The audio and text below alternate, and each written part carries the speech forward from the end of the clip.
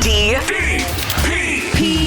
Steve Dangle Podcast with your hosts, Steve Dangle, Adam Wilde, and Jesse Blake. Let's go! We're already game into the Stanley Cup Finals, and nobody cares. It's the weirdest game. Oh, nobody cares. Nobody. No. Don't tell me you care more about the Stanley Cup Finals than you do Alex Pietrangelo and what's going on there. Don't tell me that the Stanley Cup Finals are more interesting. They're not. There is an arena filled with 20,000 people in Dallas in the middle of a pandemic of people who care. Don't tell me people who don't care. What is that? So are we doing this? Let's please explain to people that you might be saying, well, wait a second, they're playing in Edmonton. That doesn't make any sense. Steven, will you fill us in? For crying out loud. Okay, sometimes I'll see something, and I'm like, I have a thing to say. I have something to say. But for the sake of my mental health, I go, you know what? I'm not going to say it. You should tweet I don't feel like even retweeting it. Don't save it for the show. Tweet it. No, tweet first. Yeah, There you go. I will tweet this first. So Jeff K., who is the PA announcer for the Dallas Stars, we follow each other. And I just see this tweeted into my timeline. It's 3 goal horn, whatever. Dallas Stars goal, JFK, blah, blah, blah. It's a stadium packed full of people in Dallas watching the game. Listen, a bunch of them are spaced out. A bunch of them aren't. A bunch of people are wearing masks. I'm sure some aren't. Why have the Dallas Stars been isolated in a bubble for over 2 months if you're going to do this? Never stop. Never stop. We've got the mayor in Toronto saying we could still be in a pandemic situation this time next year, which he's right about. It could be. We got a province-wide scolding because our cases went to 400 for 13 million people. So I feel like in the States, it's just going to be like, yeah, we're sort of tired of being worried about this, so we're going to move on now. I think that's what's going to happen. Like, this isn't convenient for us, so we're just going to do our thing and move on. Yeah, I don't know. I kind of want stale nachos in a fucking stadium that hasn't been used since. Like, I was like, do I retweet it? No, I'm not going to retweet it. Do I talk about it in the video? No, I'm not. No. And then you guys bring it up first thing. What has the point of the bubble been if they're going to stuff an NHL arena full of people to watch a game? So can I give you the details on their watch parties? Please do. For it. So the Dallas, they've been going on for a little bit now. I think they started in the Western Conference Finals. Okay. Game 2 specifically versus the Golden Knights. So they have a master mandatory, which is good. Yeah. Good. And the seating is grouped into pods. So every other row of seats is blocked off. So you can have a little section for your group, and then there's a blocked off section, and then there's another little section for your group. So all the people high-fiving and stuff, that was making me hyperventilate, but they're probably already in your bubble. Together. So you get a bubble for your section. The other 2 beside you are blocked off, and then there's another bubble over on that side. And then, they've been doing it for every single game since the Western Conference Finals. So it's interesting that the NHL isn't publicizing this. You'd think it would show up on the NHL account. You'd think that some of the broadcasters might talk about it. Why are you beaming in? Why are you beaming in? Friggin'! Oh yeah, let's show some Dallas Stars fans celebrating from home. From home, their arena's got thousands of people in it. Well, that's the reason. That's what I'm saying is that there's a reason the broadcasters have stayed away from that. Yeah. And the arena seats 18,500, but the cap on the watch party is 20% of that. So it's not that many people. It's probably just lower bowl. About a couple 3,600. Well, you know what's actually going to happen here, right? No. So here's the problem, guys. Everything's going to end and we're going to be fine. Small market revenue teams cannot justify hitting the ice next season on TV revenue alone. We know that. They're already losing money. So TV revenue is not going to pay for small market teams to take the ice without some sort of gate. And the owners are going to say that. So the option will be play with a half or partial full arena, 20 or 30%, or don't play at all. That will be the option. And I guarantee you they're going to take the first option. This is a good little test run for those markets. And I bet that's exactly what they're doing. And from a conceptually speaking, put all the problem stuff aside if you can. If you can go to a restaurant and the max capacity at a restaurant's 50 people, you can see how maybe you could fit that many people into an enormous stadium in the right circumstances. I can see that. You can get hysterical with me in the comments or in Twitter, but when you actually extrapolate the square footage and you do if you were to have a ratio, a safe ratio, I don't even know what that would be, and you followed all the protocols, I could see how that could work. And it would actually be nice because it would be nice to see some fans in the stands at all. However, the other side of that is the risk that you incur with that. Not just to the players or the families, whatever. It's just anybody that walks in those stadiums. And there's going to be people that flat out don't want to go. And then there's going to be people who are like, you know what? I'll have a look at the safety protocols. If they work for me, I'll go. And the thing is, we saw my mom even texted me this link. My mom now likes to prep for the show as well. She sends me hockey. For our show? Yeah, she's like, just in case you didn't see this. That's awesome. It'll be super big news. This Stanley Cup Finals started. Yeah, I don't know if you saw, but you might want to talk about it. Tampa's in it. We went to a game. Yeah. So she sent me a link that it was the first time she sent me a link and I actually had missed it. And, initially we thought, or what the NHL said, it was going to be December before we saw hockey again after this season. Now Gary Bettman's saying could be January, and they're on record of saying that. Don't be surprised if it's a couple months later than that. Don't be surprised. And the other thing is, you got to remember this too. If we're talking about vaccines and that sort of thing, not only do you need a vaccine to exist, you then need to produce it for 2 billion people, or somewhere in that neighborhood, right? And then they have to be refrigerated. And so if you're the thing is with the vaccines, if it's produced in Europe, you have to fly it over. There's a myriad of logistical issues. Crazy issues with this. It's going to be a while. It could be a while. So in the meantime, it's not wrong to say, well, what can we do now? To sit back and do nothing is just not in human nature. Now, it's going to make people uncomfortable. They're not going to like it. There's going to be a lot of people that do not like this, and that's fair. I totally see that side. But these are people that are like money, money, money. And it's about the money. So they're going to find a way to get butts and seats again. They are. Mm-hmm. We can point our fingers and wag and shake our heads at Texas and the States and whatever. The mood in Ontario, they're doing these super condescending press conferences. Yep. And gosh, young people and your parties, you cannot gather unless people are making money. Seriously, public gatherings, they put all these restrictions on them, and people are smart enough to be like, but kids are at school. But I'm allowed to go to the bar. Or I'm allowed to go in a pub. The strip club is open. You can touch a strip club. You can get a freaking lap dance! Yeah. And every day there's, the 500 customers who have been to the brass rail over there. And I'm like, there are hundreds of people going to brass rail right now. But the government's yelling at kids at Western, being like, 10 of you can't get together at Western, but they're allowing all these other things to be open. My sister's care facility opened 2 weeks ago. Brass rail's been open for a couple of months. The fuck? That is insane priorities, and I'm sorry that I just sucked the humor out of the bit, but that's revolting. But now we're in this fucked up stage where people are like, genuinely, what's the point? Let's try to fit nearly 4,000 people in a stadium in Texas and see if it works. That's the thing. Let's try. I don't know. Let's fucking try. We've been guessing the whole time anyway. You had the same viewpoint when they were going to go into the bubble. You said this. You were this negative about the bubble. And how many positive tests have they had? Zero. None. Exactly. In both leagues. Mm-hmm. And the NFL, which is even flying around too, zero positives. Yep. So, the thing is, initially the reaction from people like us is going to be negative. But I do think the smart thing to do, the thing that you do in these situations is you innovate. I don't think there's anything wrong with trying to be innovative as long as it's safe. How are they innovating, by the way?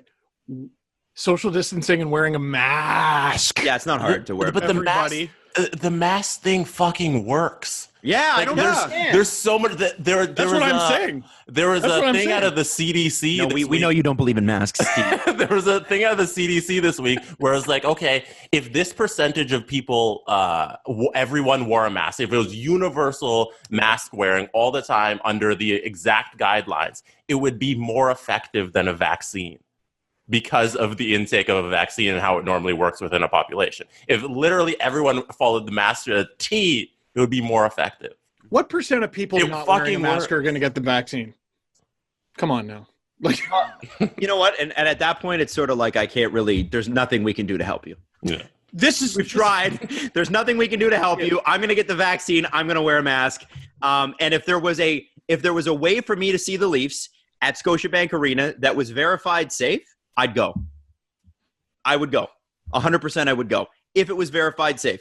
If I can go shopping for clothes in a small store, I can absolutely go to an arena and be socially distanced. Yeah. It just has to be safe. Sarah Sivian said something a couple months ago because people were scolding a few NHLers. I think it was only a few weeks before the bubble. You know, how can you expect them to take this more seriously than leadership is? Yeah. Like if bars are open, why shouldn't they go? And you can come up with your answers. And mine is you're about to enter a bubble and a shitload of money is at stake and your team's health is at stake. But I mean, if they're open, fuck it. That's where we are. I love when people make statements like that they're so like it's inarguable and it's the most plain and simple. Like how if the leadership is not going to take this seriously, how can you expect other people to? It's true. It's true. Yeah. Like the nightclubs are open. Why are you yelling at Jake Virtanen for going to a thing that's open? Yeah. Yeah. They shouldn't be. Yeah, you're right. They shouldn't. Well, they are. So I don't know. Like what do you want? Like holy shit. I would love to compare this podcast to like our first pandemic one where like there was a moment every day. There was a moment in March where the world thought half the population of the world might get wiped out. Yeah. We didn't know what coronavirus was and how it would react to the human body. You know? I remember our last show in studio. I was like, we shouldn't be here.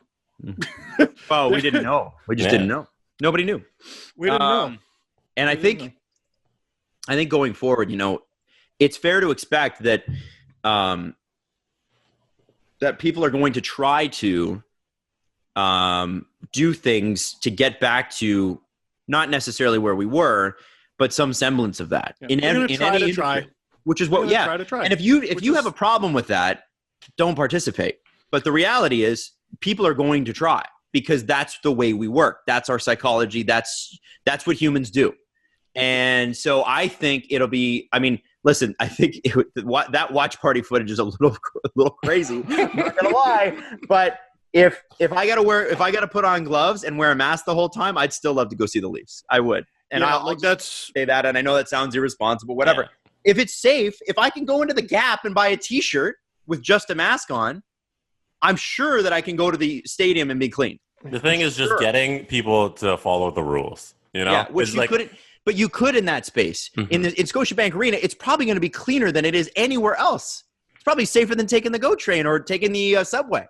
Right? It'd be much cleaner. They'd have a lot more at stake. So anyway, the thing is with that, and the original reason I brought up this point was that there are going to be smaller market teams, especially in the United States, because Canada will not be an issue.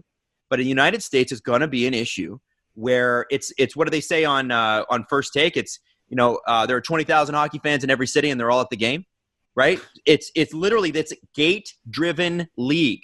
Gate-driven league. You need to have some butts in seats for this financially to make sense to a lot of owners.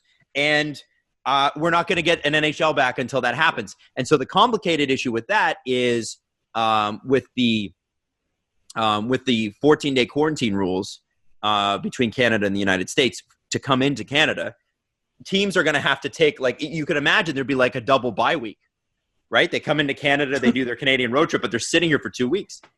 You know what I mean? Or all the Canadian teams play in the States. It's going to be weird. Or maybe they just get an exception. Maybe. You call up Trudeau, see what happens. Yeah, well, if you're a billionaire, apparently that works. Yeah, apparently it does work. A lot of people were upset because I think Steph Curry was here for TIFF, and he was at Drake's house and stuff. Yeah, and nobody really knew if he had to quarantine because he was just back with his family like a week later. Yeah, because what happened that 2 weeks? You take a private jet in, right? You PJ it in. So to confirm where I'm at with all this, I see footage like that, and it makes me extraordinarily uncomfortable. Sure. But at the end of the day, I'm like, you might as well try. Like, I'm at the screw it stage. I shouldn't be at the screw it stage. Dr. Jim Woodgett, who we had on the podcast, would probably say, actually, you should never say screw it. I agree. But people are going to do what they're going to do. If they're high-fiving and stuff and not wearing masks, no. But if you're wearing a mask and you're socially distanced and you're not sitting near anyone, I don't see a problem. Yeah, it's like your mom and dad and brother, sister, or whatever, like what those pods appear to be. It's whenever I saw someone reach over a couple seats, I'm like, do you know that person? You better know them. Do you live with them? I think Jesse said it, like it comes back to trust. And would I trust any building full of 4,000 people of any denomination? Absolutely not. What percent of people that you know are stupid? Everyone. Put that on the scale of 4,000 people. Now, let me ask you this, Steve. But no one's forcing me to go. You went to a restaurant? Have you been to a restaurant? Not inside, no. I've been to a few patios, and that what makes that quickly evaporating. It's fucking outside. And we were doesn't make a difference really if it's on a surface. What does it matter? It extraordinarily makes a difference. It does make it with the air circulation. Being outside and being inside are different in terms of contract. I'm sure. Weren't all of us there for the gym podcast? I thought we were.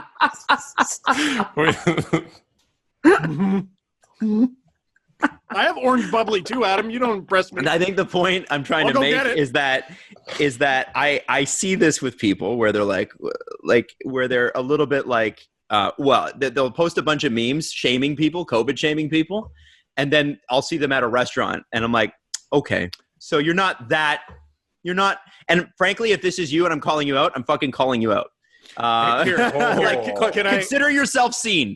All right. Don't you COVID shame me and then go to a restaurant. Knock that shit off. If you want to play the Jesus game, if you want to be holier than thou, then be holy. But you can't be both. All right.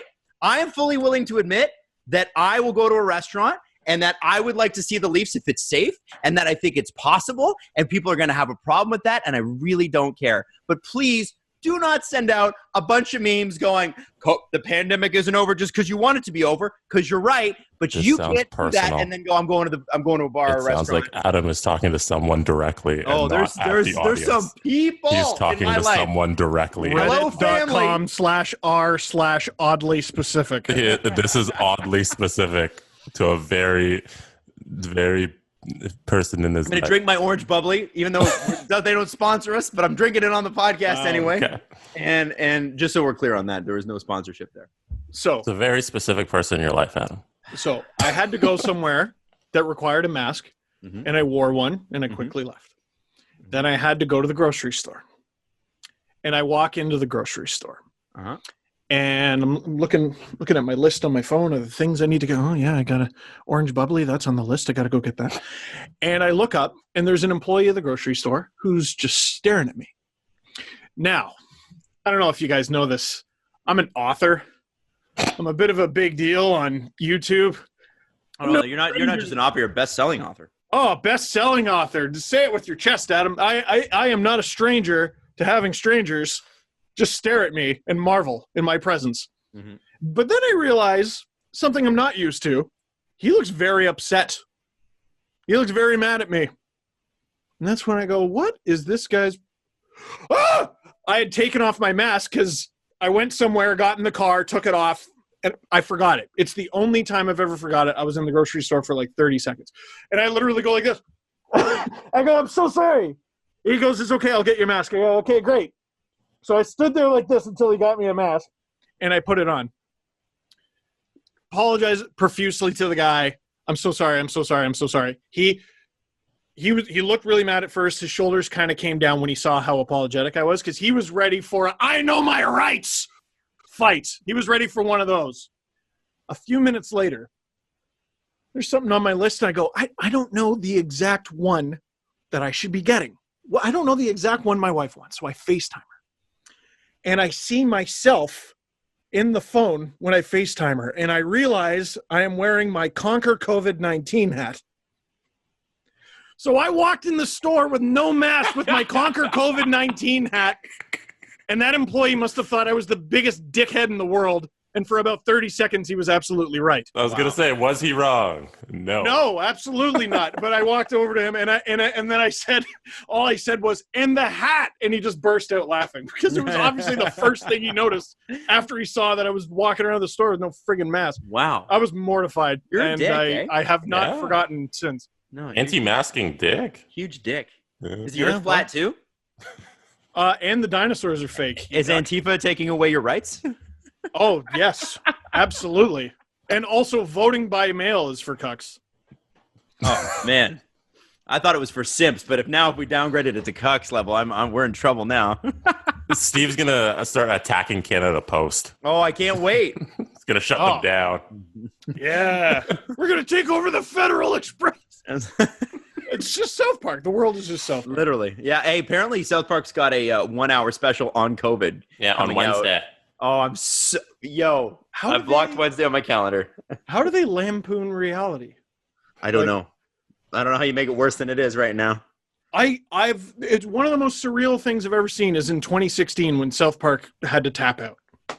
Like they almost did you know that the episode for after Trump got elected, one of the ideas that they genuinely pitched was, let's just leave the screen black for 22 minutes to admit that we screwed up. Because they had a whole Hillary was plot. going to win. Yeah, and they had a whole plot, and they just had to. It completely torpedoed an entire season of a television show because they're like, we can't lampoon this anymore. This is insane. Yep. Yeah, and it's bad. Like they changed the structure. They changed the entire structure of the show like a year later because they're like, we can't do this anymore. This sucks. Yep. Anyway, yeah, Stars look pretty good. We'll get to the Stanley Cup Final. The not that interesting Stanley Cup Final. Sorry, Stars and Lightning fans. After some thoughts. After we get our Celley of the week, brought to you by Kellogg's Frosted Flakes. Let's hear from Tony. What's up with Tony? What is up with Tony? What is up with Tony? What's up with Tony? Where are you, Tony? Tony. Hey, he's Tony? getting here. Oh, what's up with Mr. Baloney? Time. Don't flake on the frosted. That's right. I still can't get over the 500-foot tiger skating towards you. 500 pounds. Hey, he's only 7 foot, 300 pounds, okay? Now that's a reason for a cereal Celley. He's right. He's right. You got Steve, it, you big, beautiful tiger. Steve, I'm assuming it's got to go. Your celebration has got to go to one of the two teams that made the Stanley Cup Final this week. Well, Adam, you'd be no, yeah, you're right. So who is it? You know, I was thinking about it. There's, I could go with the local angle. Anthony Cirelli sending the Tampa Bay Lightning all the way to the Stanley Cup Final with his series-winning goal. And that guy loves scoring big goals. He scored the Memorial Cup winning goal in overtime for the Oshawa Generals in 2015. He's not my Celley. I just wanted to give him a little shout-out on that.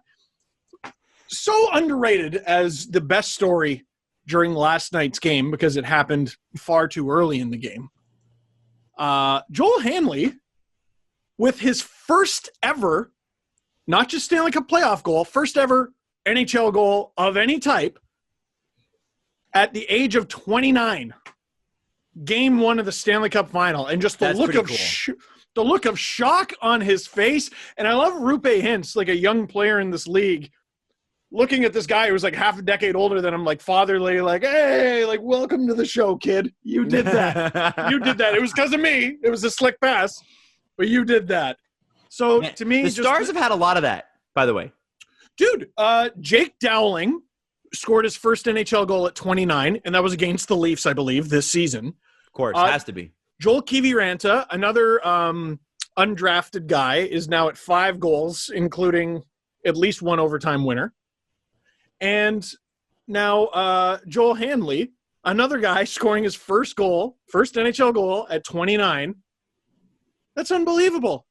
So free agency, we got all excited, and maybe this will tie into a few conversations that we're going to have later on. Oh, I think it will.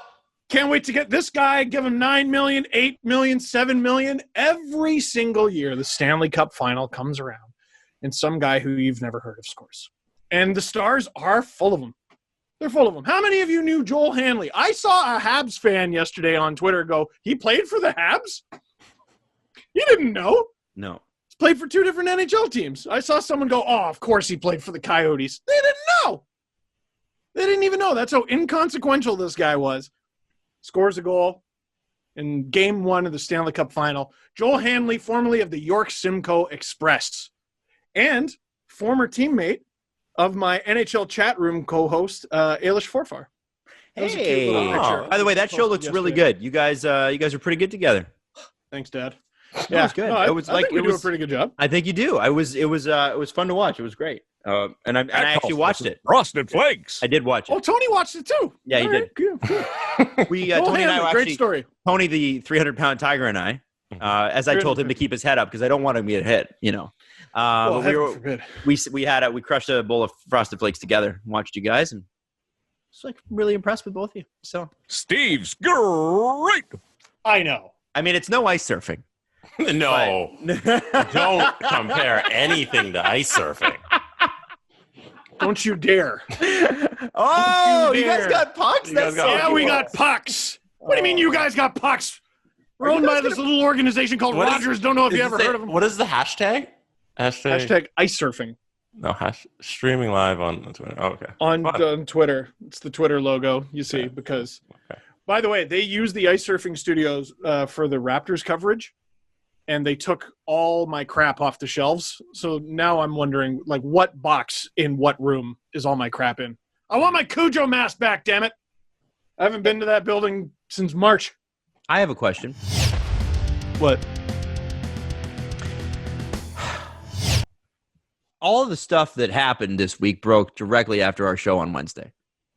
The Eric Staal trade, the Manny Malhotra thing. Yeah. We'll get to all that. It didn't feel like it because I got to do a show literally an hour later. Right. So so it was like, we're like, wow, we're a little thin on news today. And then, of course, as soon as the show ends, we're right into it. Is that just going to be our lot in life? Is that how, like, I know we joke about that, but is that just going to be how things go? Because, like, it started with Vanek back in the day, and I was like, really, this time, it really affected me, man. It affected me. You down, Adam? Man. I was down. You're in your feelings about juicy stuff to talk about. And it was like 3 trades within 24 hours. Yeah, it was crazy, and good ones too. Like lots to break down. Joel Edmundson, there was a lot of meat on that bone. Yes, and we'll get to that. But first, I think we do need to talk about. I mean, with the Stanley Cup Final timer, like that was anyway. Yeah, with the Stanley Cup Final, I mean, it's Anton Khudobin. Isn't he the story? He absolutely is. I'm going to do a standalone video on him because he's a great example of, so often you hear, this player just needs their shot. And you say that for a few years, and after a while, you just come to the realization, no, they're actually just not very good. That was kind of us with Alex Galchenyuk for a little bit. He had the one really good season, and we're like, just you wait. He just needs a shot. And it turns out, nope, just sort of not as good as we thought he was. Anton Khudobin, if you go look at his career, he's had like one bad season ever. But he was drafted by the Minnesota Wild, who, remember Nicholas Backstrom, the goalie? Yes. One of the more underrated goalies in the league for many, many years. They had Josh Harding as their backup, who was supposed to be, he was a second-round pick, next big thing for many, many years. Insane numbers. And if I remember correctly, he had to retire early because of, I want to say, MS. Oh, yes. I think I do remember that. Oh, that was tragic. Yeah. Absolutely. And then, so Harding is out of the situation. It looks like Khudobin's going to get his shot. The Wild get Jose Theodore. So Khudobin, okay, well, nothing's going to work here. So he goes to a different organization. He goes to the Boston Bruins, where he's trapped behind Tuukka Rask and Tim Thomas forever and ever, amen. So he finally gets his shot as a backup in the lockout-shortened season behind Tuukka Rask. So he barely plays. I think he goes to the Hurricanes. That's where he got his first actual shot because Cam Ward, I think, went down with injury, and he did very well. So the next season, the Hurricanes go, you know what? We're going to give you a full-time spot. And he kind of faltered. He wasn't very good. And when Cam Ward was in the lineup, he was better. Unfortunate. So then he goes to the Ducks. Well, he's going to be the backup for the Ducks? No, because the Ducks have Frederik Andersen and John Gibson. So he's got no space on the Ducks. Where does he go? He goes back to Boston. And he's Tuukka Rask backup, and he's in his 30s at this point. Then he finally goes to Dallas, and he's got this great situation because Ben Bishop is one of the better goalies in the league, but we know he can't play 50, 60 games like Frederik Andersen, like Carey Price, because he's very prone to injury. Mm-hmm. So you look at this 34-year-old's career, and you look at his numbers, and he's got a grand total of one off season. It shouldn't surprise anyone that he's this good. He's a fantastic story. I'm sorry if that took too long. No, it didn't. It was this context. I want to do a deeper dive, but he's 34 years old, this guy, and he's in the limelight for, I don't know, first time ever. Yeah. Yeah. Shouldn't shock us at all. Sorry, go ahead. Greg Wyshynski had this crazy stat. Anton Khudobin is he's got a 964 save percentage in the third period since the beginning of the third round. Something stupid like that. He's unbelievable. But coming out of game one, does anybody think Dallas is going to take the series? You guys? Yeah, I do. Tampa? Yeah, I do. Yeah, because I come at the first period. Tampa looked really slow and awful. Yep, it 9 didn't shots really show total. Up. Yeah, and then that goal, it definitely should have been on the first goal where Point gets hit in the corner by Kiviranta. It probably should have been boarding. Yep. Bogosian comes in. He goes to try and rough up Kiviranta instead of playing the point. Jesse, he does this. Yeah, but he goes. Pause at him. If you're going to abandon the play, you better throw your gloves like confetti and start beating the crap out of the guy. So right. Instead of you playing at least the puck. get a whistle. Right. Instead of playing the puck, he goes to the corner to try and pat paws with the friggin' Kiviranta, and then it leads right to a goal. And then the second goal, the Jamie Alexiak one, the one that was the game winner, was icing that they just missed. Oh, and I didn't talk about that in the video. It was by this. No. He's clearly 10 feet in front of the red line. So yeah, but if you look at the breakdown that the Lightning had defensively, yeah, well, after that, it's awful. But Hedman, that's the reason Hedman's not below the dots in the defensive zone, because he thought it's icing and he slows down. So that to me, the problem wasn't Hedman. It was the fact that no one Hedman had a guy, and then I think it was Radulov. No one had Radulov. Right. They forgot one of the more dangerous players on the Stars. But Hedman could have been back there to at least help with the play, and then maybe it doesn't lead to a goal. Right? Maybe. So I just think it's so circumstantial, those first two goals. And then you go to the third period, they outshoot Dallas 22-2. And the friggin' goalie has to stand on his head. So I'm just okay, all these things, I look at the game as a whole and I break down, okay, Tampa also came off of, 1 night rest after beating after beating the Islanders. Dallas has been sitting there for 4 days. And then, so I'm okay, I look at the rest of the series, I'm going to still pick Tampa, all things considered. But to me, and I said this in the video today, when the game was close in the first and second period, the Stars outshot Tampa 18-14. Yes. Right? Get some score effects with that third period. Oh, the third period was the park the bus I have ever friggin' seen. One of their 2 shots was against a goalie, by the way. Yeah. The second one was into an empty net. Yeah. They got 1 shot on a goalie. Vasilevsky faced 1 shot in the third. Oh, but I saw a tweet. Apparently, the only tweets I read are Sarah Sivian's. She just goes, "Stop hating defense, or stop thinking defense is boring." And Don Lecision very rightly pointed out this was a Tampa Islanders game. He goes, "I wouldn't call what the Islanders are doing defense. I think I would call what the Stars did defense." Yeah. Because they were very clearly playing one way. They and then played their stopped. game in the third period, and it worked. If Tampa's going to beat them, I would love to see how they're going to do it. If Dallas They weren't good enough in game one. Dallas wins, Dallas becomes the new team that everybody's trying to do. Oh, it's going to be I can guarantee you. absolutely terrible. Because here's the thing. Dallas's model is economically viable for a lot of teams that don't have a lot of money to spend. Dude, don't have the players that Tampa. I named 3 undrafted players. Yeah, you have Stanley, Kiviranta, Dowling. Yeah, now you can't rely on Dowling to come in and score a goal, but you got 2 stars. You got Ben and Seguin, right? And I mean, obviously they've got other stars on the team. They've got a great defensive core. They've got 2 great goalies, but they are not paying a fortune for these people, right? They got 2 guys they're paying a fortune for, and everybody else is pretty economical. And for teams that are going to be a little more cash strapped, they're going to look at Dallas and go, okay, we could play freewheeling, but that's an expensive game to play, as we know with the Leafs. And oftentimes, like with the Leafs, it doesn't get you anywhere. But we could get into this defensively responsible shut them down game that Dallas does. But I don't think anybody's going to be able to be as good at it as Dallas is. Do you know what I'm saying? It's like when Boston became the hallmark team to beat after 2011. Nobody was better at playing Boston hockey than Boston. Mm-hmm. The thing about emulating a team is that you have to have the coaching staff and the player buy-in. You have to have that team to emulate that team, and you can't just automatically take that team and put them on your ice. Man, the more I look at the more I watch the Stanley Cup playoffs, I go, can the Leafs even win games this way? Like, can they win a playoff round in that way ever?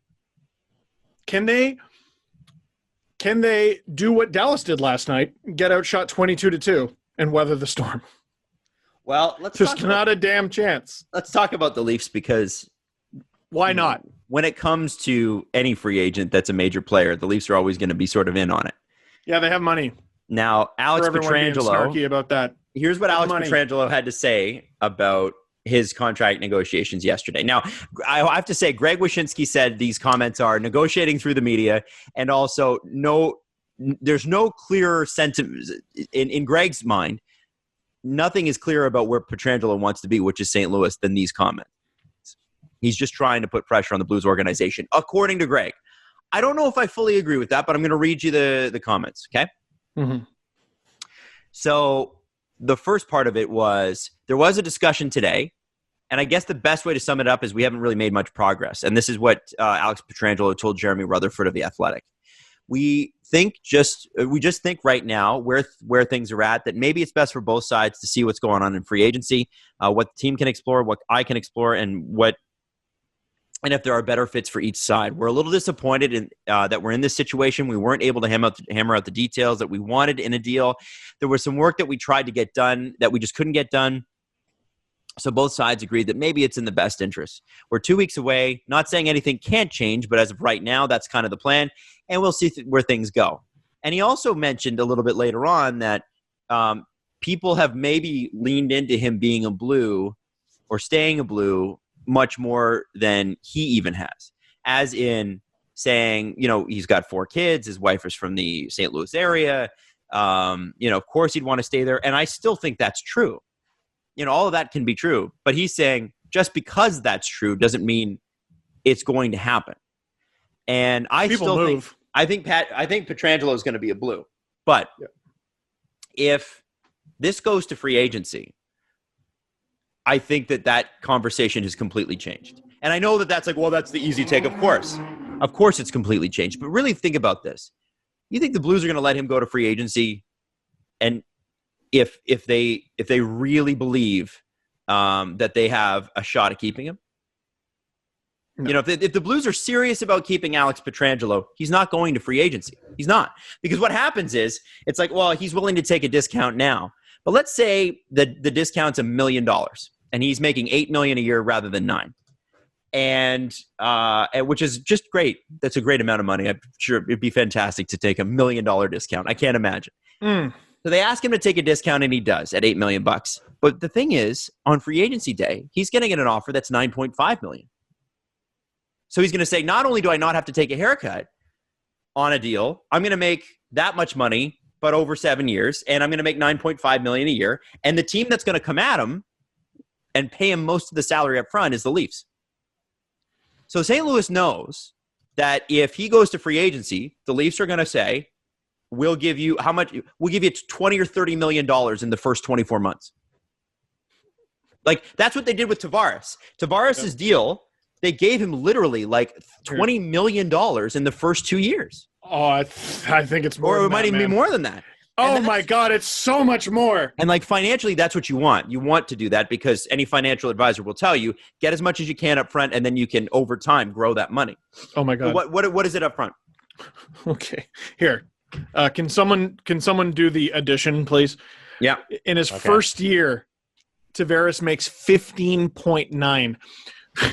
Okay. 15.25 in bonus. He's got a base salary of $650,000. So 15.9 plus. What else we got? Tavares' base salary never goes above 910, by the way. There you go. So sorry. First year, 15.9. Second year, 15.9. Third year, 12. So what already we're at $43.8 million in the first 3 years. Oh, Not bad. Oh my God! Wait, how much was that again? 43.8 in the first 3 years out of 77. Mm-hmm. So that's and I don't even know if I counted. Did I count? Yeah, I would have counted the base in that. Yeah. So. Oh my God! No. Yeah, I told you the full. So thing. that's the point I'm trying to make is that, like, okay, it's all well and good to say I want to stay in St. Louis, but imagine in the next 3 years you can make almost $50 million. Do the Leafs? How deep is that well? Like, I know they're doing better than any other NHL team. Steve, how deep is that they well? make $40 million just to name the arena alone. Yeah, you're right. No, it was more than that. I'm pretty sure. Didn't the Scotiabank deal pay for Tavares' contract entirely? Oh yeah, it's an $800 million deal. 800? I thought it was 80. $800 million over 20 years. Yes, it's $800 million. It's $40 million a season or something like that, isn't it? No. It's close to $1 billion. Yeah, the Scotiabank naming rights. I'm going to look it up right now. Damn. You know what? Guys, remember how we were going to $40 million a year for the next 20 years. It's $40 million. $800 million. You know what? We were going to pool our money and get Panthers season seats. We got to just open a bank. Yeah, right. That's what we got to do. So yeah, open a bank. So it's an $800 million deal. So yeah, they could easily do that. And that's just that. Now, obviously there's a huge amount of money coming in from the Raptors and the TV rights in Canada and the United States. There's revenue sharing in the NBA as well. Although I'm sure the Raptors are a have team, not a have-not team. I don't know if there's any. They would be paying into the revenue share. Yeah, are there any have-not teams in the NBA anymore? Like, I don't think there are. Like with that TV deal, like they're all doing. I would think like a market like Sacramento. Yeah, maybe Charlotte. A couple of those. Yeah, so the Leafs well is deep, and the other thing you got to look at is we're not always going to be in a pandemic situation, right? This is an organization that's worth several $1 billion. Ideally. They would probably, at a certain point, it becomes not a pandemic anymore. It just becomes a fact of life. You hope so.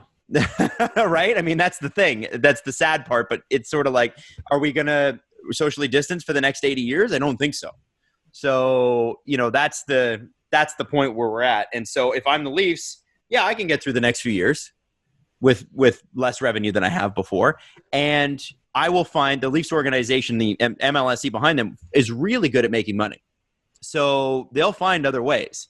And with Alex Pietrangelo, he's going to look at that and go, yes, I could make $8 million a year and get some bonuses and stuff from St. Louis. Or in the next 3 years in Toronto, I can make $50 million.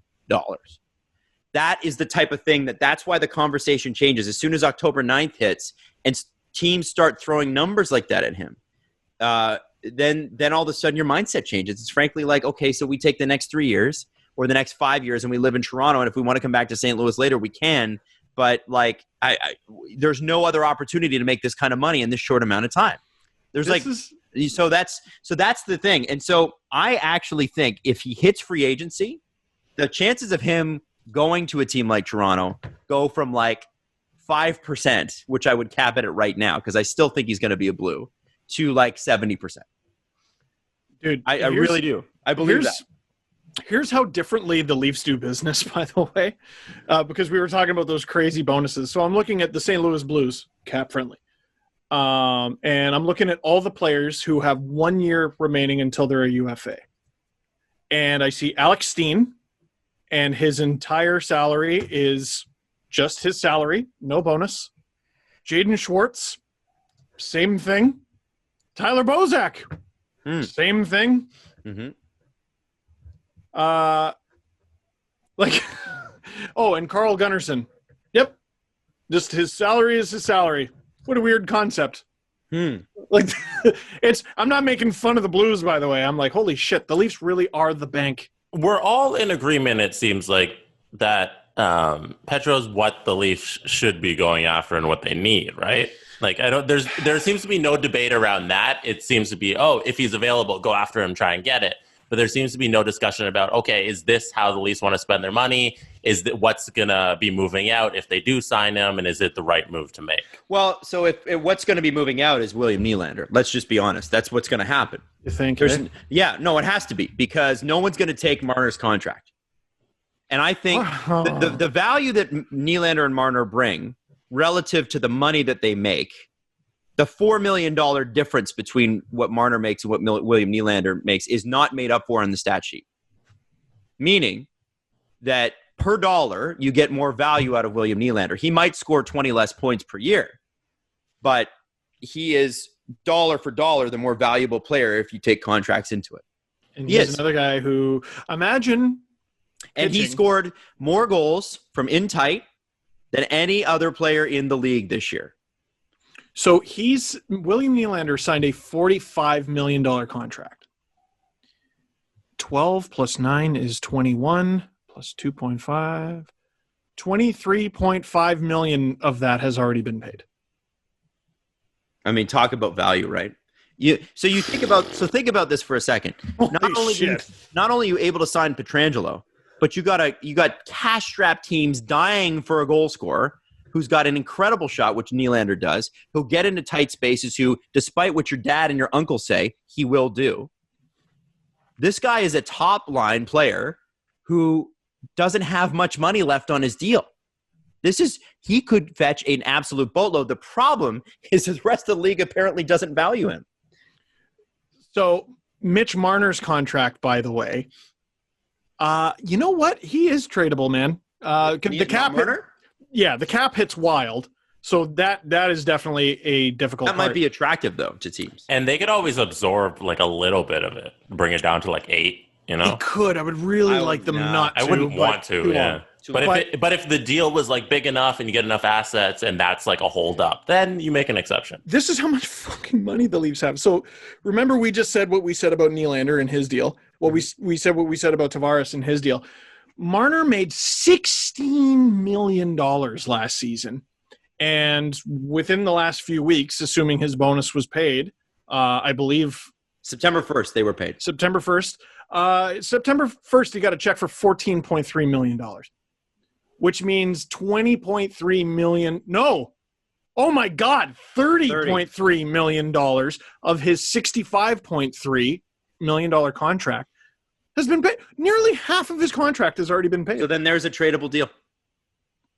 That's a very tradable deal. The Leafs have nothing but tradable deals, in my opinion. Everyone's talking about like the cap hit, and how quickly everything's changed to that not being the most important thing anymore.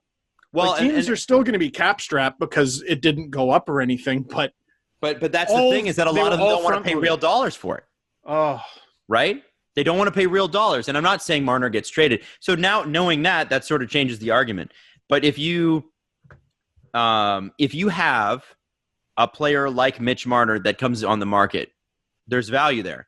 And the fact is that the market has changed as such that you need players that are going to fill out your cap space, but you don't necessarily have to pay them for a lot of teams, right? You don't have to pay them that amount of money. So half of his contract's already been paid. He's going into year 2. That's pretty attractive. That's an easy sell on an owner. And so if you look at that, so if Nylander's the guy the rest of the league doesn't want, then that's fine because they're crazy. That guy is money in the bank Yeah. And anybody that tells you differently is flat out wrong. Because all that value you speak of, they have it on their team, so you can just keep it, and that value is yours. Yes. You know? But if a guy like Marner talking about William Nylander or Nazem Kadri? Yeah. Well, but if a guy like Marner were to become available, that's a boatload of assets. Now, are you going to get another Mitch Marner? Probably not. But the chances of you being a little bit more even, and you know what? Maybe Brian Burke was right the whole time. You can't spend that much money on your forwards. I mean, it's pretty clear that something's wrong. And if you can get a guy like Pietrangelo in there, and you've got Morgan Rielly for 2 more years, and you've got some money spread around, you know, Justin Hall isn't your secondary right. Like, I mean, if you trade that Mitch Marner deal, you got $2 or $3 million still to spend, or more, because you've gotten rid of Kasperi Kapanen's deal. Oh my God, man! Pietrangelo, if he goes to the market, the Leafs need to figure this out. The Leafs need him more than anyone else does. How many times are we going to do this? Oh, a lot. What do you ask? Like, when are the Leafs? This is the same Tavares conversation. This is the same Stamkos conversation. Yeah, welcome to the evil empire, man. Of course. This is the Brad Richards conversation. We were talking about Tavares. No. It's different, though, because Brad Richards, they didn't get. Tavares, they did. But the conversation leading into it was, how the hell are the Leafs going to afford Tavares? Now they've got him. All of the contracts for the big guys went so much worse than we assumed. And we're still assuming that Alex Pietrangelo is going to come here? Yeah. I mean, I'd like it. I think they can make it pretty attractive for him. It's a great place to live. It's an insane amount of money. Yeah. Yeah. What would you offer me there, Leafs? Well, we pay you with money, so we'll start there. Yeah. We'll pay you an American to live in Canada. Yeah, we pay you the day it's due. Yep. So there's that. Jesus. And once you're a Leaf, you're going to just make money for the rest of your life because you're a Leaf. You're just like, a Leaf. at what point, I always go back to, I know the Leafs well is deep. But at what point does someone within the conglomerate go, is this a great way for us to spend money? Oh, they find other ways other than tinkering with players. So that 3-way trade that the Leafs did with the Blackhawks and Golden Knights, where they had Robin Lehner for a hot minute and they retained on him. So unless I'm mistaken, the Leafs paid $1.1 million for, as far as I can see, half an hour of Robin Lehner and a 5th-round pick. The 153rd overall pick is worth $1.1 million. Even if that calculation's wrong and it's a few $100,000. What? And it's not even the first time they've done that. At what point, even if they trade one of these guys, oh yeah, we paid $30 million for literally a season of them.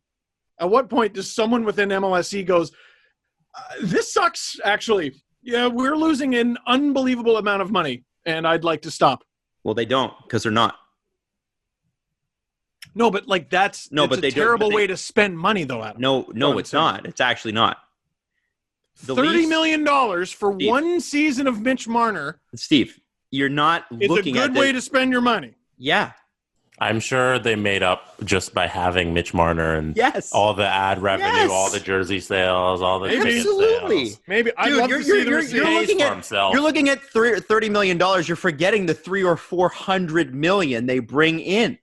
Yeah, it's not just like a pleb. Yeah, you're looking at this quaint. You're looking at are you kidding? Aren't they cute? Do you think that a corporation like them would throw money around like this if they weren't making astounding amounts of money?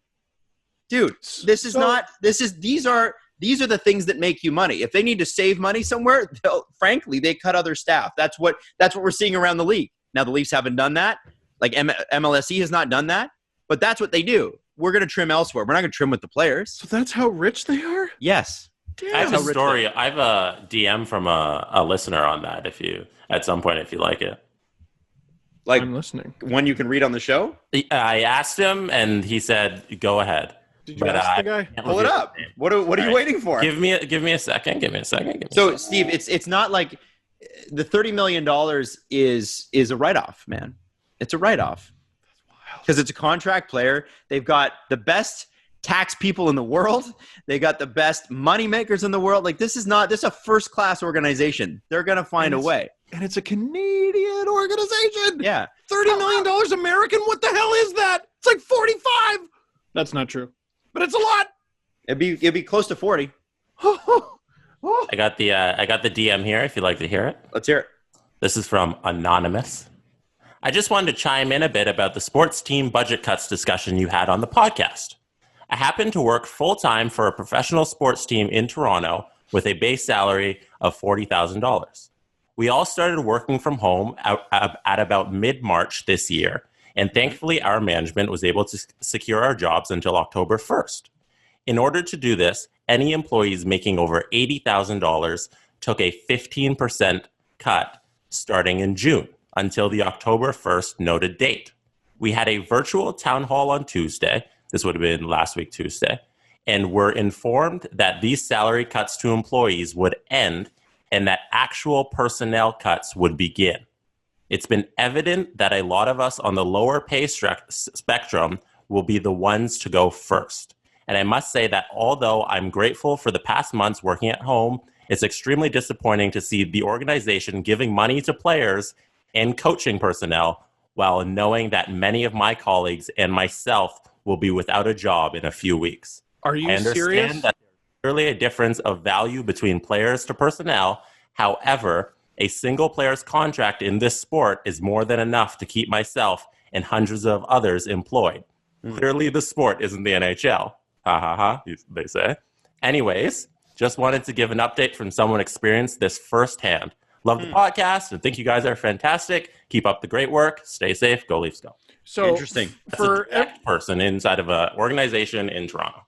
So we're working with a pretty limited list here. What does MLSE own?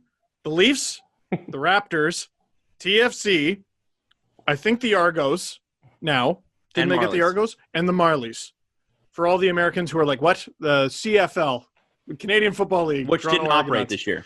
The only one of the major teams anyway, is the Toronto Blue Jays. The Toronto Six have not played a game yet, so let's not count them. And I suppose there's the teams in the Canadian Premier League. Yeah, but but Steve, we're talking about a salary that could cover all of these employees. So the They Toronto make it very Six clear. and the Wolfpack and all those guys are not going to be able to. They're not making big money. Right. So I'm just going to say the conversation to me changes pretty aggressively if the person whose email we just read works for a team within the MLSE umbrella. I would agree with that. Yeah. Because now we're paying $1.1 million for the 153rd overall pick. But they didn't know that at the trade deadline. No, I suppose that's true. You can't but pin them that's for the that. type of money that's the type of money they're working with, right? Right, but that was pre-pandemic. It's a different world. You can't. That's apples to oranges. But I agree with what the person said is that it's tough for me to swallow that all this money is being spent on players when not even a tenth of that contract could keep everybody employed. Right. The It's 12th guy on the Raptors bench is paying for the salary of 100 people. Oh. Yeah. You know? So this is for everyone. Like, why am I not going as hard as I was like for Montreal or Minnesota? We don't know who this Hasn't team happened yet. but it's gross. It's disgusting. Well, you don't know the team, but like you just said, there's a limited number you can guess from. Right. So They're all teams I give money to. It's clearly the Hamilton Bulldogs, like obviously. Oh man, I don't even want to think about like what the hell junior teams are doing and I'll be honest with you. talk about gate driven. Like what the hell are they going to do? Yeah, I'm not a big fan of I'll just say it. I think the OHL setup is outdated and wrong and does not help the development of minors. And I'm a bigger fan of what the NCAA does, and that just tells you how low of an opinion I have of taking kids away from their families and not giving them an education from the age of 16. I really have an issue. I have a moral issue with the way that is run, but we can save that for another episode. No, So I if would anything 100% breaks back that you up, I'm on happy that with one. that. What's that? I would 100% back you up at that point, and I would hope one day in this country we see youth sports develop the hockey players of the future as opposed to the OHL. Yes. Thank you. Once they graduate high school, they go to these schools and they get their education while they're also playing these sports. I'd be happy to see. I'd be happy to see. Like, I understand in a lot of these smaller communities too. These teams are like, that's a big point for their community, and I get that. My issue is that the prioritizing of. I mean, we look at Akeem Aliu. Like, I mean, and that's an extreme example, but it's pretty prevalent from what we understand. And I mean, let's not pretend that school is going to come first with a lot of this stuff. So, you know, I think that there needs to be a major shift in how that's changed and how that's done. And we can, you know, I'd love to actually have people who've been through that system come on and talk about it, because I think we've accepted for too long that that's just the way things are, without going, how could we make this better? And I'm not saying it shouldn't exist. I'm saying, could we not do this better? Could we not be better about this? Is there not a more responsible way to develop young hockey talent, especially when most of these guys aren't even ever going to see Europe? Right? Like, they're going to be playing tier 3 Italian league hockey. Yeah, a lot of guys playing in Austria, Italian league, maybe the E. Yeah. You know, that's the thing that I'm worried about. Is like, what do you do once that's over? So it's always tough when you run into a guy who's your age and he's like, yeah, I played junior, but I blew out my ACL when I was 19. So that was it. You know? Yep. And that was it. That's tough. So I think there's more responsible ways we can do this. And I think there's more responsible ways than the NCAA does it too. I'm not a fan. I'm just saying, if we could maybe innovate and maybe do a combo of both and get people some education along the way, that would be super duper. And I would be down for that. That's just saying you support the NCAA is a whole other thing. I didn't, because that's not true. Notice I didn't say that. I don't think anybody would agree with that. Well, and I'm sure I'll get a DM going, don't you know about the NCAA? Yes. Student athletes want money. Not so fast, said Adam Wild. Of Virgin Radio's morning show. By the way, I'm pro athletes getting paid. They should get paid. Those kids should get paid. 90,000 people show up at the stadium and they're not getting a paycheck? Fuck you. Get out of here. Do you realize like university stadium numbers are so out of whack for me as a hockey fan that whenever I read them, I think they're fake? Yeah, they're double the NFL. Yeah. Like the big house for Michigan. Mm-hmm. Yeah. For the Leafs Red Wings, everyone's like, oh yeah, it's over 100,000 people or whatever it is. I'm like, as if you're going to stuff the entire population of Pickering in a building.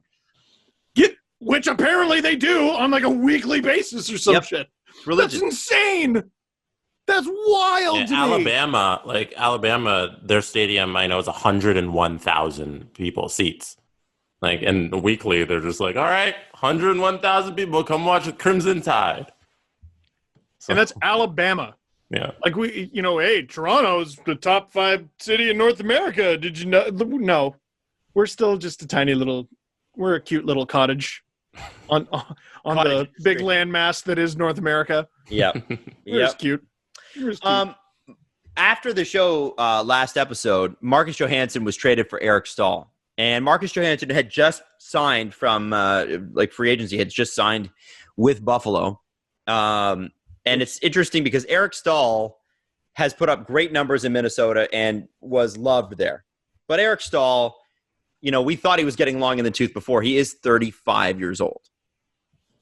But still put up similar numbers to Marcus Johansson last year. 19 goals, 28 assists. Marcus Johansson with 9 goals, 21 assists, and costs more. Yeah, Staal is the better producer. Johansson, I believe, has the better underlying numbers. Staal put up, I think it was back-to-back really good seasons, underlying numbers. This past season was a bit of a struggle. Now, the Buffalo Sabres suck. Very good. So, what do they need?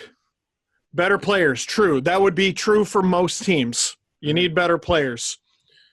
Ryan O'Reilly talked about not enjoying hockey anymore and then went on to win the Conn Smythe the next year with a different team. That's how bad the atmosphere is in Buffalo. This is a brilliant move for them, I think, even if Staal proves to be the worst player. Why? They don't have Eric Staal to outscore Marcus Johansson. They have Eric Staal to get Jeff Skinner to score more than 11 goals. Eric Staal was a former teammate of Jeff Skinner, right? So he's coming in there. He's going to take some of the leadership burden off of Jack Eichel. And he, out of all the guys I talked to in St. Louis at the All-Star game, Eric Staal was a pleasure. I think he was the best one I spoke to. And like the former Stanley Cup champion, he's been in the league for 400 years. There's nothing he hasn't seen before. I just feel like personality-wise, he is absolutely exactly what that team needs. And if he puts in 15, maybe 20 goals as well, holy shit. It's well worth it. And in terms of actual money, the Minnesota Wild, once again, take on an additional $1 million. Isn't it hilarious that I went on my rant about the Minnesota Wild last show, and within an hour, they took on another $1 million? Dollars. Or then announcing $1 million. Dollars. Buffalo $1 Dallas. $1 million, don't you know? And then they announced they weren't going to bring back Mikko Koivu. Okay. I don't know. I don't understand. If you're Bill Guerin, what the hell's why? How did you make the Minnesota Wild better by doing that? I think Dom Lucian and Sarah Sivian are going to be the stars of our show today, because Dom made a really good point, as he often does. And disagree. He put this on your chart. Counterpoint. Don basically said that he's like, I don't know what it is with people who go into Minnesota, but it's like they go in and it's like they need to galaxy brain everything, and they don't. But he said it was like, why does every GM come in like Fenton did before, like Fletcher did before, and go, I'm going to try to overthink everything? And this trade to me from Minnesota seems like an overthink. Why do you need Marcus Johansson? Yeah, you see him as a centerman, but what is he? Okay, so his underlying numbers are good. But that's a lot of money to bring in for a guy that scored 9 goals last year. So I don't remember. Who might be a center. That's another important thing. He's not naturally, like, they didn't bring him in as a center in Buffalo, I don't think even. Did they? I think they brought him in that way, and then he slowly was not one. I don't remember who I was reading, if it was Sportsnet.ca or maybe it was Michael Russo with The Athletic, but they talked about Bill Guerin wanting to disrupt the room. He didn't like the room, thought it was way too comfortable in Minnesota. But to me, taking Eric Staal out of a room improves nothing. Yeah. Improves absolutely. Out of all the guys to take out, that's the one. I mean, if his sole mission was to get everyone's attention on the team, I think mission accomplished. Yeah. He definitely did. He got rid of the fun dad. But now, who needs a fun dad more than the Buffalo Sabres? Like, I don't know. To me, it's one of those deals that I frankly don't care how it shakes out on paper. I just think it's a better move for the Sabres. And from the Wild's perspective, I don't understand the purpose. It's a higher cap hit, higher dollar amount. Don't get it. Less production. What? What's the goal here? What was the motivation? Yeah, I don't get it. Yeah. I don't get it either. Like, I'm with you. I don't understand it. I understand you want to disrupt the room. Well, taking Eric Staal out of a room that's already about to lose Mikko Koivu. Yeah, you're losing the captain already. Is a hell of a way to do it. I haven't heard the greatest things about Ryan Suter. Really? In that room. Oh, yeah. The other thing I do want to, Mikko Koivu's name is interesting because, yes, he's a veteran, he's older, whatever. Was the captain for years. I got a ton of messages, obviously, from Leaf fans going, what do you think about him on the third line? Is he cooked? You know, we loved the way Jason Spezza played this year, right? Mm-hmm. Yeah.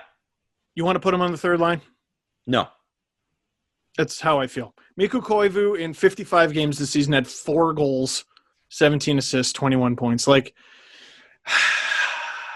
with a lot of time off, you know, maybe he can be one of those guys who... I want to know how hard he plays, you know? Well, this is the thing, right? This guy's 37. Yeah.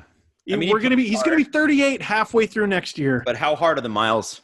And they're hard miles. They're hard-ass miles. Yeah. He's a good leader, that guy's been Mikko Koivu for a long time. That's hard. It's hard to be Mikko Koivu. Is he a guy that you can trust on the penalty kill, though? Is he a guy, like, that's the thing, is that, like, what I like about a guy like Mikko Koivu is if you could, he makes more sense than even a guy like Spezza does. Because if you can get him at a reasonable deal and he's your fourth line center and he's able to take penalty kill minutes, then all of a sudden that's sort of attractive because it's like you're paying low salary, low risk, and he plays more than one role. That's been the problem with the Leafs. It's like sometimes on their fourth lines, it's like this guy can only play fourth line minutes. He can't play any specialty teams. But the thing with Spezza, who I would like to see come back, and thing with Koivu, they keep talking about like the guys who could be out of town. And Pierre Engvall's name is coming up in those conversations more and more. And I'm just looking at how he played in the playoffs. I grilled him for a long time because I'm like, where did that production go? He was on like a 40-point pace for a while, and then he went, I think it was like 25 games without scoring a goal, except for one on David Ayres, which gave him the win, by the way, in that God-forsaken game that none of us will ever forget. But then I saw him in the playoffs. I saw him on the penalty kill. I saw him play center pretty effectively for $1.25 million. Why are we rushing this guy out the door? To bring in Mikko Koivu? To bring in a 38-year-old almost? I don't think that's what the Leafs are thinking. Yeah, I don't. I'm sure they're seeing. I'm sure they'd like. But the thing is that he's got to slot in. I think Kerfoot's going to go, and I think Andreas Jansson's going to go. Good. Keep Engvall. Do those two things. Keep Engvall. There's no reason to trade a cap hit like that. Or Kerfoot's going to go and Janssen stays. But whatever. Whatever. There's no reason to trade Pierre Engvall. I just like to plant my flag in that right now, unless you get great value back. But like, I don't know how anyone watched the playoffs and saw people gush about the fourth line. It was Engvall. He was the straw who stirred the drink. So many times the Leafs look dead in the water, and then he gets out there. Whee! He's impossible to miss.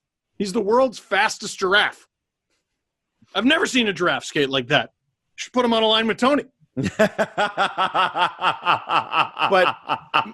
Koivu, I get it's the Leafs. I get fans get excited. He's not Mikko Koivu from previous years. No, there's no reason. He might not even be the shell of Mike Modano that showed up in Detroit. No, he's not. Will he get stuck in? It's a shame Mike got fired, eh? Isn't it? What milestone could he have helped Mikko miss? 1,100.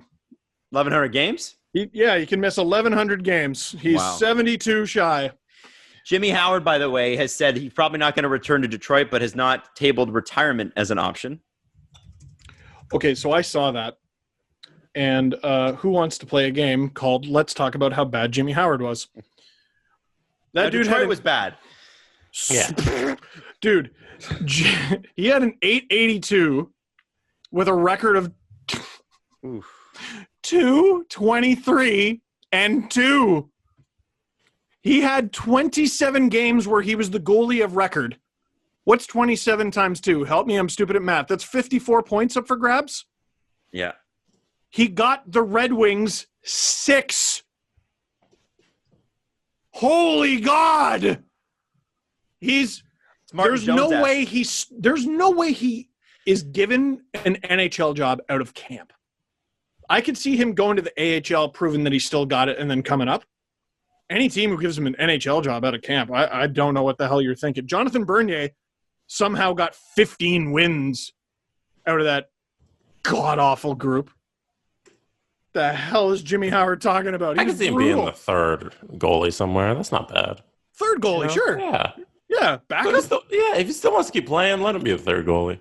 I have nothing wrong with that. If he's willing to play in the A, I don't know. I wouldn't even mind the Leafs picking him up. They need some depth down there if he can play in the A. No, like in the A. Jimmy Howard or Casimir Kaskisuo. Holy shit! It's not a pretty picture right now with the Leafs. The answer's neither, man. The answer's neither. Joseph Woll's still coming up. Didn't he miss a season, or Scott did? Ian Scott. That was Ian Scott. Did, yeah. Okay. So he'll hopefully come back and be better. Hey, are we too far removed from the Staal-Johansson trade to talk about my Buffalo thing? Well, I thought that's why I brought up Buffalo. I thought we had talked about the Buffalo thing. Steve asked me to bring up Buffalo. I brought up Buffalo, and let's do it now. Let's go. It's a quick little thing. Talk about it. Of course. What is it? Go. Sorry. What is your Buffalo thing? We've talked about Sham Sharon before, so let me quickly context for people who don't know. once again, I believe it was in 2013 or 2014, Cam Charron, before he got hired to the Toronto Maple Leafs analytics department, he was a writer for CanucksArmy.ca. And he developed a system where he looked at the Canucks draft record of the past 10 years or something along those lines.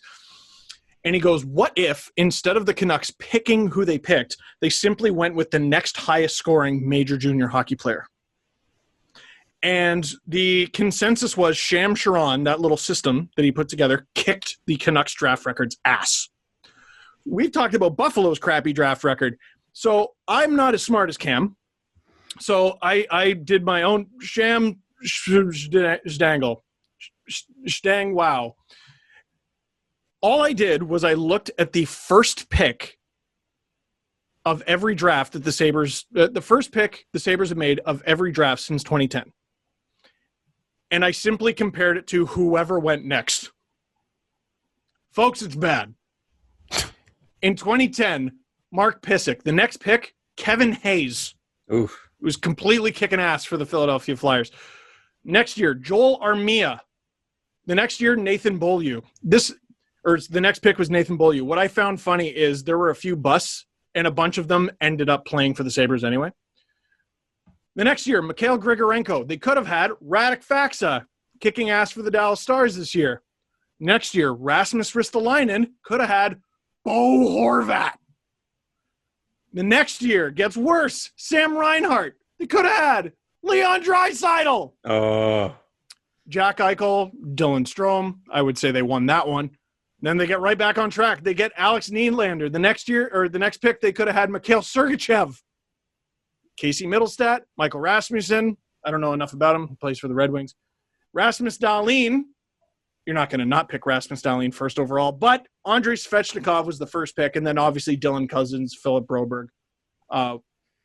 They were only picked last year. It's not fair. Holy crap, is that bad? Who would you pick? Who the Sabres picked, or the guy who happened to go next? The next guy. I'm going to go with the guy who happened to go next. Yeah, despite the fact that the Sabres have Eichel and Dahlin. Ooh.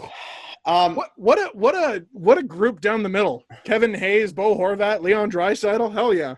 I'll take that. Jeez. That's a good little team. That's a good little team. They're a little thin on D. Oh God! I'm sure you could sign somebody. That was just something I was putting together while I was bored today, and I just went. Is that going to be a video? Is that team bad? Is that going to be a video? Maybe on this channel. Maybe it'll be a clip video on this channel. Are we in the clip video right now? Whoa! No! Are we? It might be. This clip video is great. Tony's gone. No, he's here. What did you think of the Joel Edmundson deal for Montreal? Like they trade draft picks for a guy. We talked about this, I think, that was a UFA, so they can get him. But then they sign him to a pretty rich contract, I think, based on how he is. Well, and they were one of the teams who can't pay everybody. Montreal? Every one of their employees. Yep. Remember? Oh, okay. Mm-hmm, so let me ask you this: what do we think, Joel Edmundson? I mean, we were righted by Eric Engels with the backup goalie situation with Jake Allen, but this is a different one. This is interesting. I feel like I'm doing the meme where I'm like, the Habs should do this, the Habs should do that. The Habs do exactly that. No, not that way. So they should overpay for guys because they have the cap space. They should trade their picks because they have far too many. Yeah. If it's so hard to sign free agents, they should go out and spend their draft capital and maybe spend a little too much because you'll still improve your team. This is not what I meant at all, man. This is not what I meant. Joel Edmundson had terrible numbers on the Carolina Hurricanes. Yes, he had 7 goals. So that was pretty good. But, dude, $3.5 million for the next 4 years. I would love to know where you came up with that number, dude. The trade itself was fine. They're not going to miss that pick.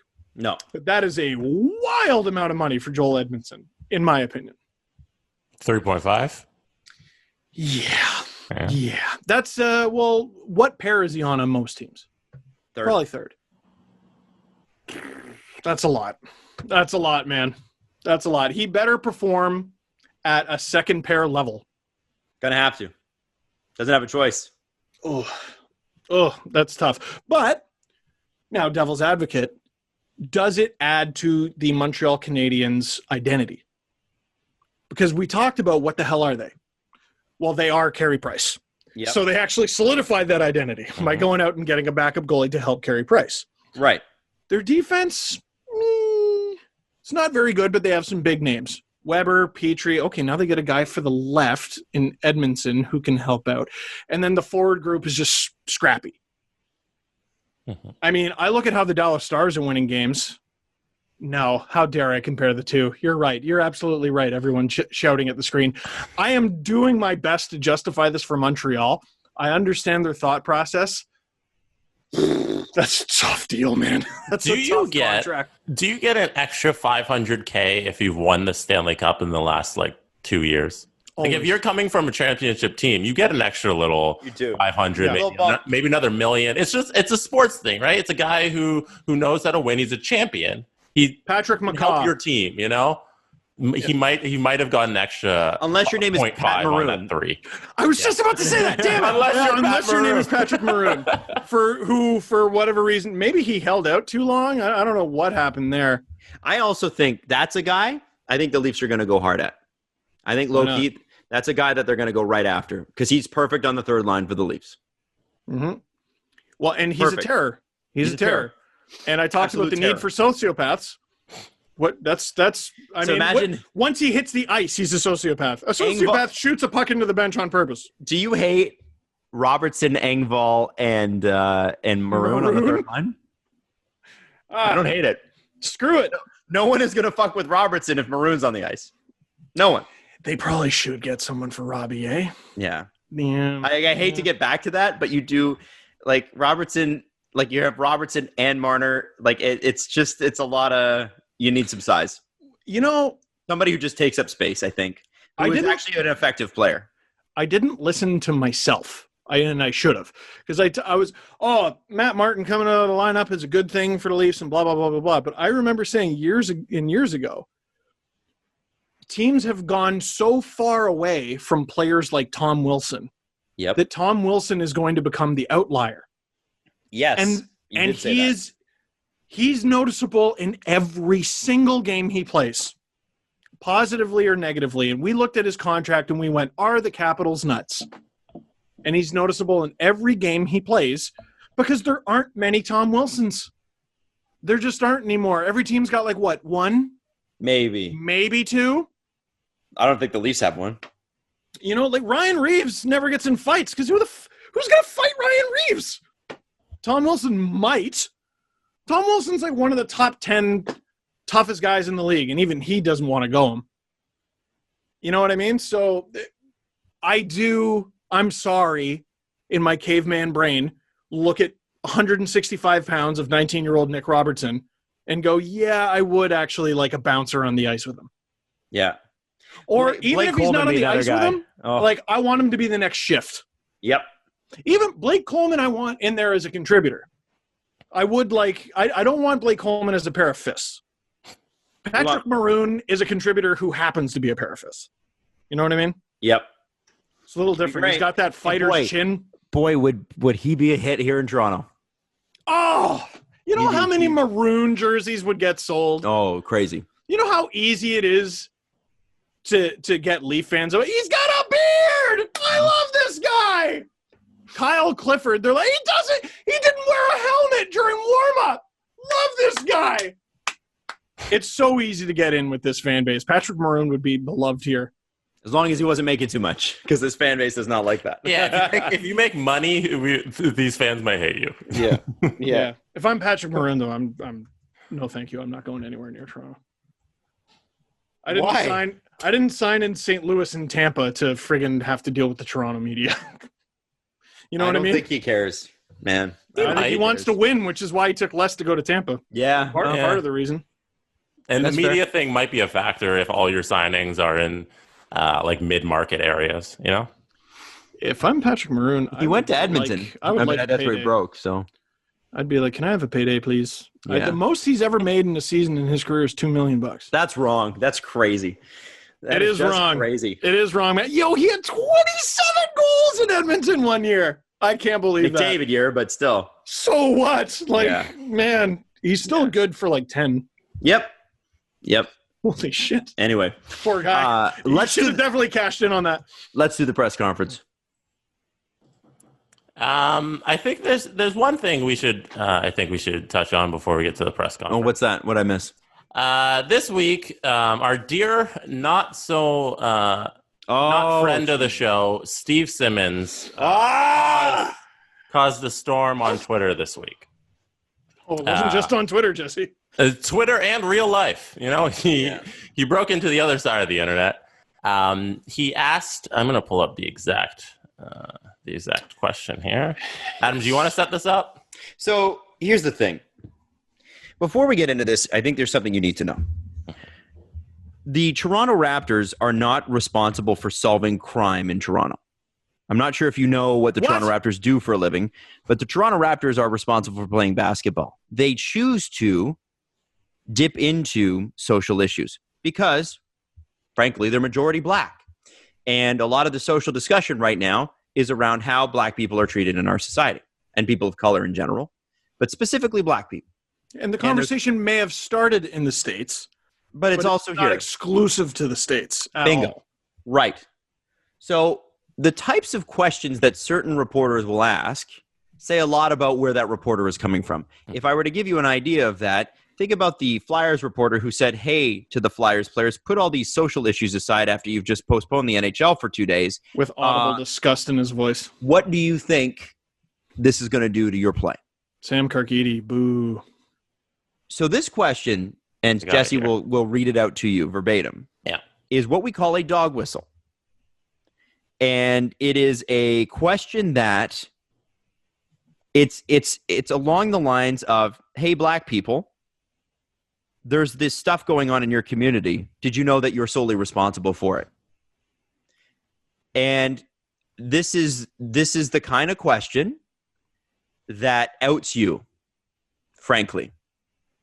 Given the outlet that Steve works for, not entirely surprising. However, Jesse, go ahead and read the question. So this was asked to Masai Ujiri by Steve Simmons. He said, you're in a unique position being the only Canadian team in the NBA and in charge of the only Canadian team in the NBA. Sometimes you see issues out there that don't really pertain to this country at all. And I'm wondering if in the city that you live in and operate in, shootings in Toronto are up 180% since you came and joined the Raptors. Death by gunfire is up over 180%. Is it time for you and the Raptors to get involved more local issues to try and work with a city that's seeing crime at a rate it's never seen before?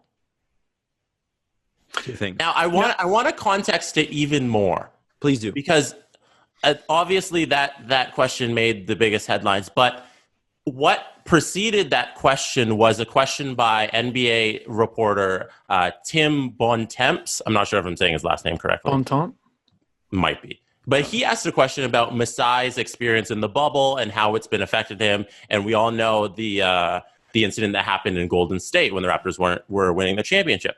And Masai answered Tim's question with a 4-minute stream of consciousness on how that incident in Golden State affected him and how when the video came out in the bubble, he couldn't sleep some of his nights while in the bubble, and how he questioned his own reality because of this police officer and his sheriff who were lying about the actual incident that took place, and how when the video came out, he actually felt vindicated. And then he thought about how he's a person who comes from privilege and that there's so many people who aren't in his position of privilege to fight this in the court system that he was able to do. And he talked about this for 4 minutes straight, answering a simple question from Tim.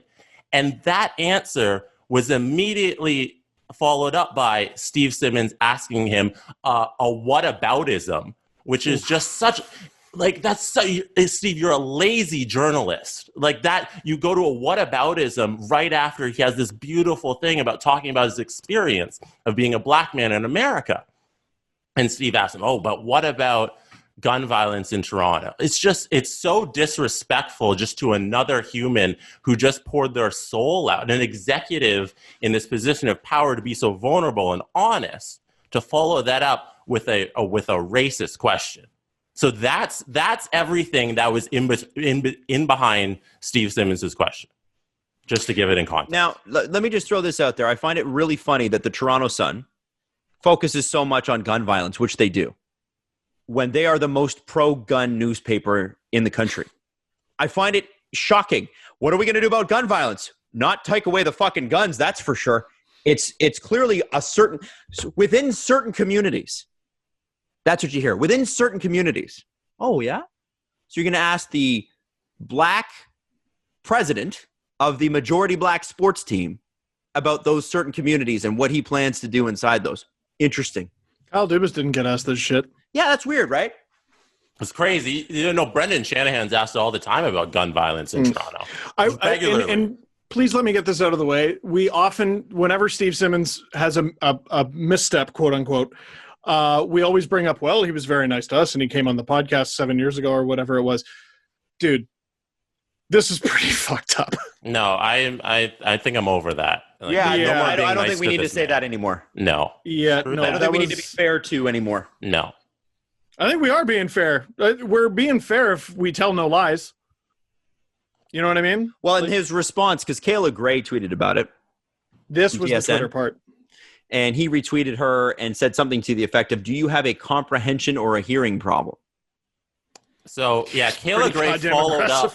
Kayla Gray, in that news conference, it went Tim, then Steve, then Kayla Gray from TSN. And Kayla Gray's follow-up question was about, hey, Masai, how does it feel to always be asked these questions when you're just trying to talk about how Black Lives Matter and be anti-racism, but people still question your motives? So she went directly at Steve following his question, which was fair because his question was ridiculous. And then she tweeted afterwards that she said, love but what about black on black crime question disguised in, should the Raptors not also focus on gun violence in our city? And then Steve tweeted at her directly. And I'd also like to mention that her tweet did not mention him, like his name at all. So he went searching for it, or he saw it somehow. And then he followed up by saying, do you have a hearing problem or a comprehension problem?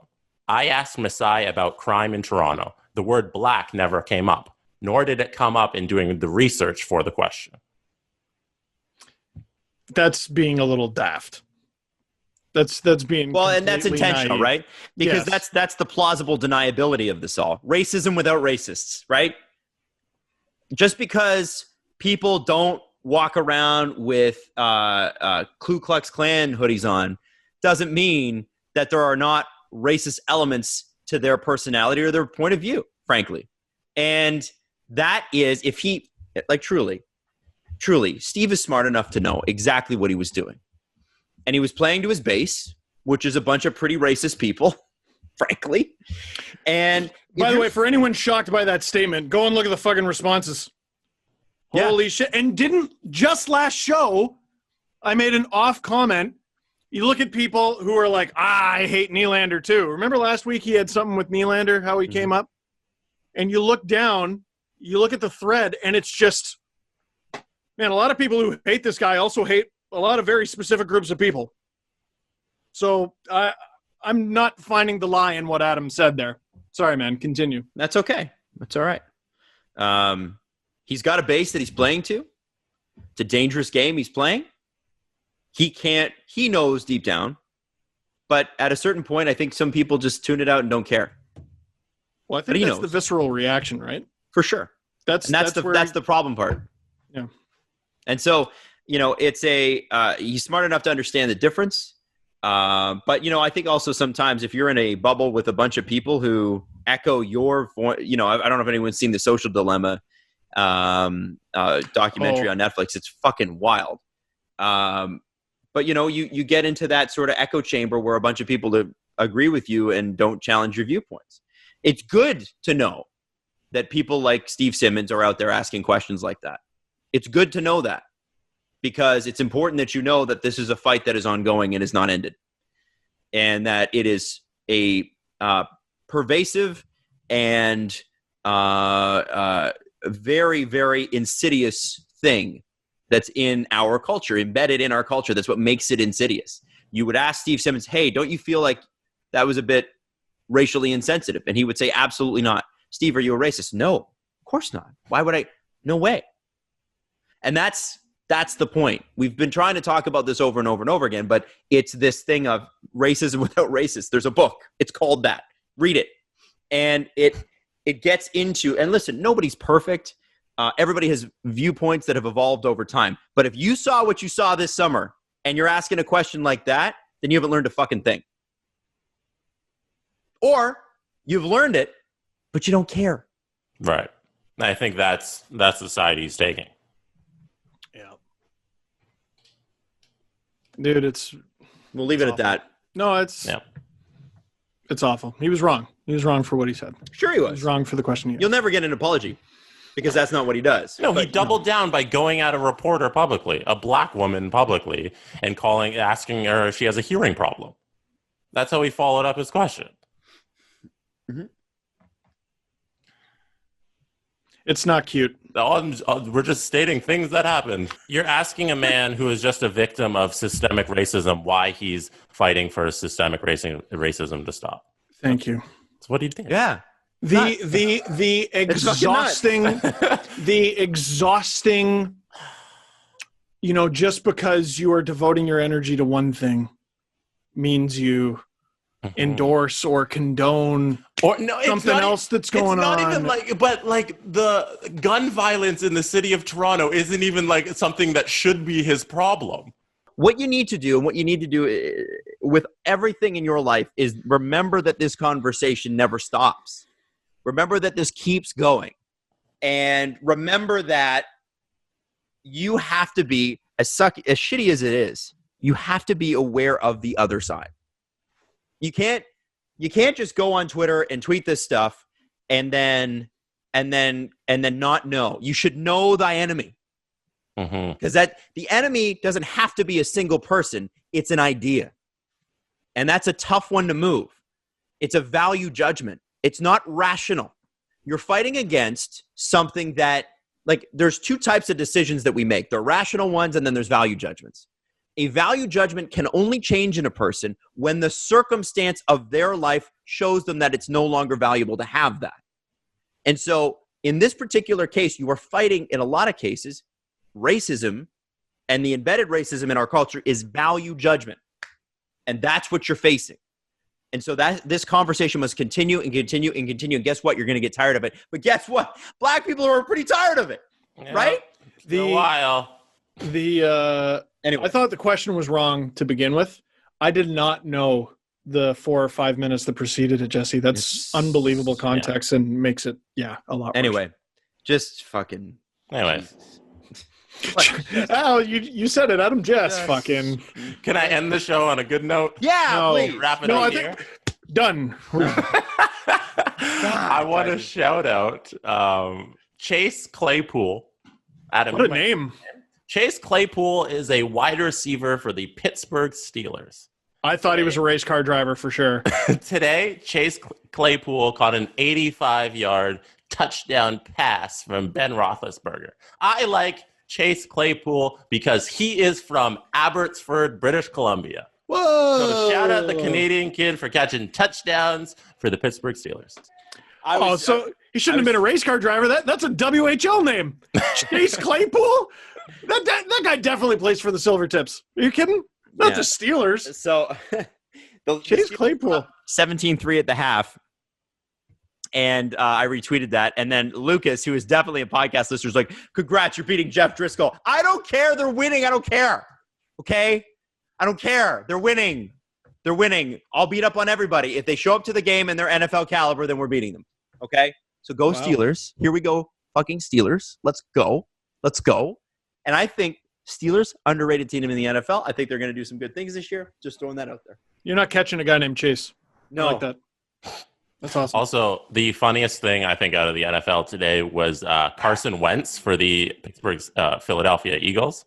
Was booed off the field, even though there were no fans in the stadium. Whoever's in charge of the fans in Philadelphia hit the boo button when it was 21-9 and they had I think it was a 3 and out. Oh. And he walked off the field. No. Wow. No. Philadelphia never change. Oh, just the most Philadelphia. Right? Who could ever out Philadelphia them? Oh my Yeah. God. That's amazing. Man, Thank you even for Jake bringing that into my Tapper's life. tweeting about it. He's like, "This is grim." He is? Yeah, Jake Tapper's a big Eagles He fan. could just tweet that every day. Yeah, yeah. Wow, That's that's hilarious. so funny. Boot off the field. I'm gonna watch that. Pull the the second pod this is done. down. Pull the volume down. Hold it down. Anyway. No What's messed fans. up is it wasn't even a recording. It was just the guy going, boo. You suck. Get off the field. Man, even when things go well for Philadelphia, it's like, oh, not for long. They won a Super Bowl, but not for long. Oh, Anyway, that's amazing. love you guys. We'll see you Wednesday. Have a fantastic start to your week. And go Steelers. Always go Steelers. Go my fantasy.